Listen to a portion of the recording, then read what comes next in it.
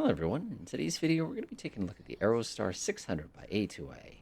Now the purpose of this video is kind of walking you through a pre-flight, things to take a look at and check out. And this is definitely an early access plane. There's definitely some weirdness that you're going to see, and it keeps deleting things like my status. Like I had one where one of the cylinders was gone and I restarted and it fixed it. So there's definitely a little bit of stuff here and there you're going to see. But that being said, I've not been this excited about an airplane that makes me feel like I actually have to fly it properly in so long in flight sim. Just kind of one of those things. All right, let's get this party started. So I'm going to go ahead and climb in real quickly here. I'm going to go take a look at my little page here, the engine analyzer page. I reset my numbers again. So what we're going to do here is just kind of walk you through the basics. There's some great little checklists here, which make it very, very easy for this purpose. They don't really go too hard into the pre-flight, and we don't have a complete manual yet, but we're able to kind of derive most of the stuff based on what we do in the real world. Really, the only thing we need to do now is we need to just hit the battery real fast and double check to make sure we've got fuel. So it says that we've got fuel. I would not reach over and hit the flaps button.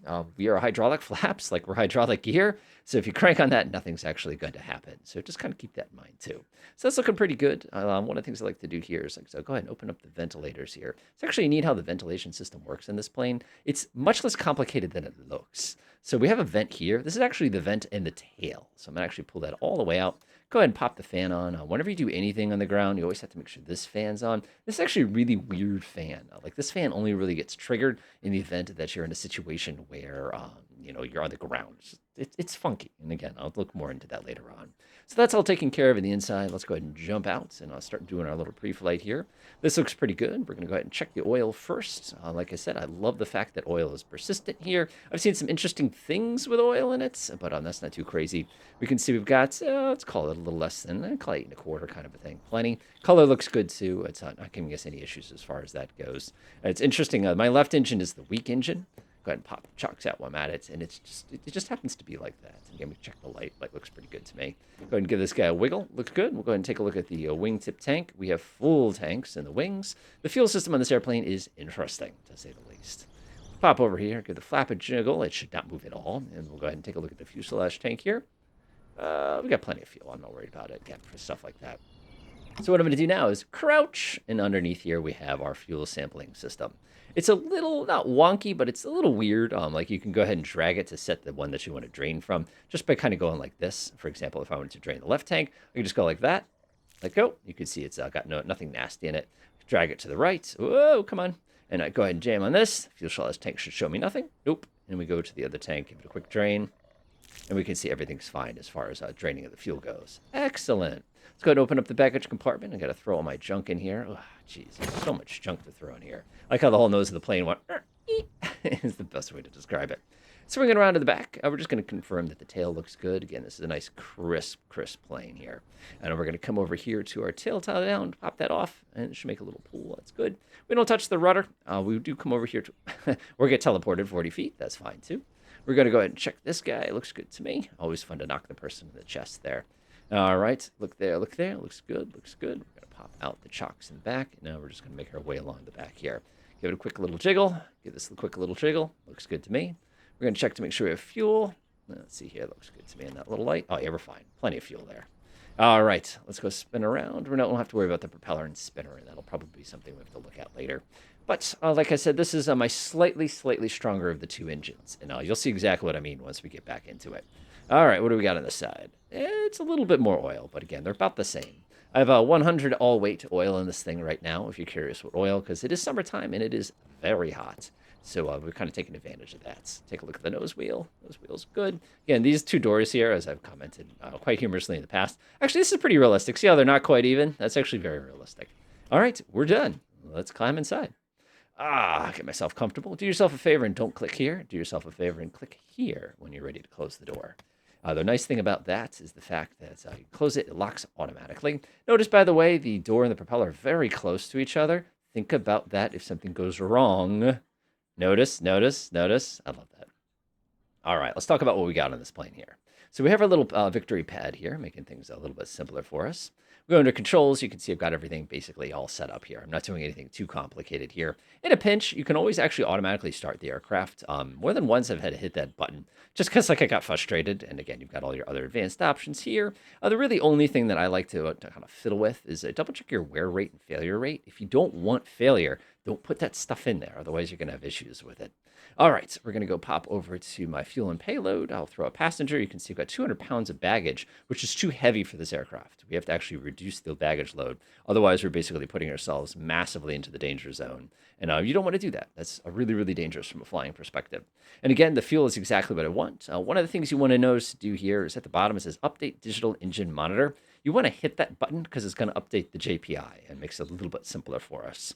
All right, that's all set. Let's go to maintenance here. We're going to go to the in-engine analyzer. It deleted my hours again. If you want to delete your hours in a hurry, push one of these buttons down here. It'll definitely do the deed. And the auction's kind of fun. Maybe we'll do that as like a live stream or something.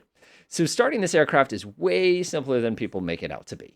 If you try to do exactly what the manual says, you're going to be disappointed. And I will go ahead and demonstrate that just so you can see for yourself that you'll be disappointed here.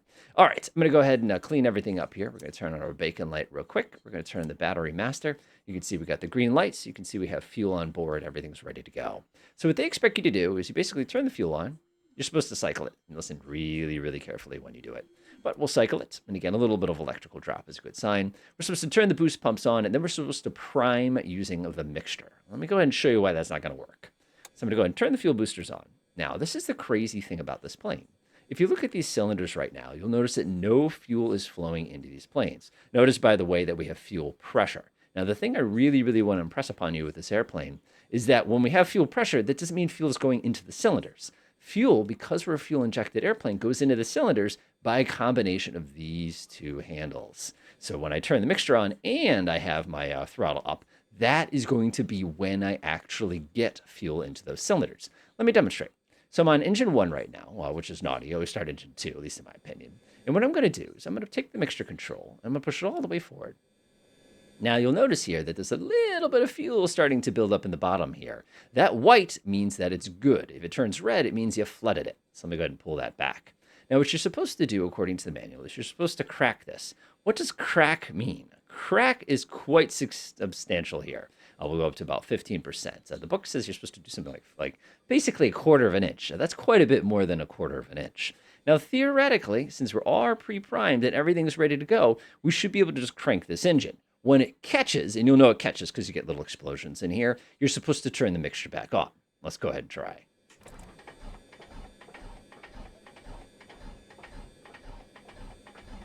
Notice we're getting no combustion. The reason you're getting no combustion is the fact that it's not because you don't have enough fuel, it's because you don't have enough air. So what I'm going to do is I'm actually going to increase my throttle a little bit. We'll go up to 25%. All right, let's give it a try. Actually, prime it just a little bit more. There we go. All right, let's try it again.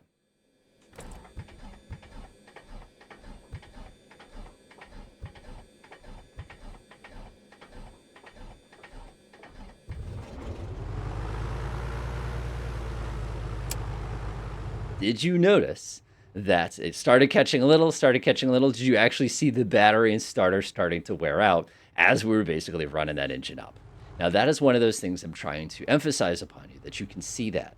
Now, that was the hard way to start. That's basically how they expect you to do it. Now, if you have an older airplane in this game, you're really going to struggle getting that thing going. And as a matter of fact, if I go to my electrical system, I almost killed my battery starting a single engine. Now, the cool thing is I got the alternator going, so we do have a little bit of electrical power, so we don't have to worry about it. So this is how I start the engines in this airplane, in this thing. You can see there's a little bit of fuel left in the cylinder. So what I'm going to do is I'm going to take this. I'm going to go ahead and push this to about the middle position. You can see it's starting to prime. I'm going to take my, just crank it, and I'm just going to gently push the throttle forward. See, I'm cranking the throttle forward, and my engine started, no problem. That's it. Why are you working so hard? Did you see how much quicker that is? So basically all I did was crank the engine, leave this at the middle position, and I just slowly pushed the throttle forward until it finally caught. And that was all it took. That's all you have to do to start these engines. It makes me crazy. I was sitting here basically slamming on that thing for 20 minutes trying to get it to behave, when all you really need to do is really fiddle with that throttle position. Now, we want to go ahead and rev this thing up. We're going to get about 1,000 RPM, and then we're going to make sure the mixture is nice and lean. 50% is delightful. And you can see my cylinders on my left are pretty warm. My cylinders on my right are incredibly cold. So now what we really have to do, now that we got the thing started, is kind of go through the motions of getting everything else all kind of booted up here. So what I'm going to do now is go ahead and flip this one, this one, this one, this one. Now, the interesting thing here is that didn't do everything. You'll notice our radio stack in the middle is still quite dead. So to turn the radio stack on, you go to this little knob here and you click it once. Now, if you want to be able to hear it, you got to click and drag it. Otherwise, you're not going to hear much of anything. For these, you can just go click and snap it on just like that. I'm going to grab this one, click, click. And again, for ADF, we don't usually use ADF, so don't worry about it too much. Now, one of the things you got to watch out for is, do you notice how this thing has got this auto switch? If you want to set the audio panel up, as you're probably familiar with, set this to the middle position, drag COM1 down. That'll make it so that you can speak on the radio. The other thing to notice too is this is a transmit. Make sure COM1 and COM1 is aligned with each other. If you did something silly like that, you couldn't hear your own responses. So just be mindful of that. Also, you can check your markers and stuff like that. So with that taken care of, the last few things that we need to worry about are kind of getting our directional gyro all squared away. And of course, making sure that our engine is okay. You can see that it's going to take a couple minutes to warm up. And our battery right now is kind of dead. So one of the things I notice is I'm about 20 degrees. It even says 20. So what we want to do is we want to come down here, right click on this once, and we want to crank on this until we get to about 20 degrees. See this little dial right here? When that thing is centered, that means you're probably pretty close. However, it has a bit of a polarity problem to it. Don't forget to right click again to release it, and this one will go ahead and send itself back to the middle. Go ahead and get our handy dandy transponder set up, depending on the international requirements for that, and you can see everything is good to go. This would be a good time to go ahead and take a listen to our ATIS. It's going to ask you in the JPI if you want to fill. If you remember, since we already updated it from this page here, we do not need to fill it. We can just press that button. Now, we can always confirm it too. If I click on our step a few times, GPH, this is how much fuel we have used. You can see remaining right now is 165.4 gallons. Coming up here, you can do the math real quick yourself. The other thing, of course, is you have your endurance here. That makes it a little bit simpler. If you're having some issues with the JPI, by the way, just double check to see the mode. I like to leave it on EGT mode, especially when I'm doing some work. But again, at this point, you're pretty good. At this juncture, of course, I just want to make sure everything is in the green, your P's and T's, so to speak, and you can see everything's fine. Cylinder's warming up. It's actually a little cool still, but that's perfectly fine. You can also pop off the fuel boost here. It does not need to be used anymore at this particular point until we get ready for takeoff, but that's something we'll deal with in another video. So if you did, of course, if it was a nice cold day, you could get the heating going. I'm going to get my fan back going, kind of a thing like that. Like I said, it's a little cool. This makes the airplane a lot louder, by the way, when you do the ventilation, fresh air. Those are kind of the vents, if you want to think about it, in the nose of the plane. So if I were to go pop this open real quickly here, those are those guys right there, which is going to give you nice and cold air if it's hot outside. But keep in mind, too, that you can also use the regular vent, too, as long as you turn it on, if you want to make things a little bit quieter. Obviously, the heat's a little tricky.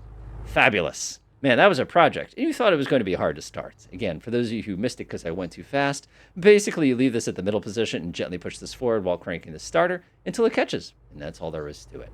In our next video, we'll go ahead and take a look at how to fly this thing. One of the things I found really, really challenging with this plane is keeping everything at the proper temperature. It is definitely work with this plane. And if you're doing something like an instrument approach or something along those lines where you have to do something extended, you got to be careful. And we'll take a look at that in the next video. Enjoy.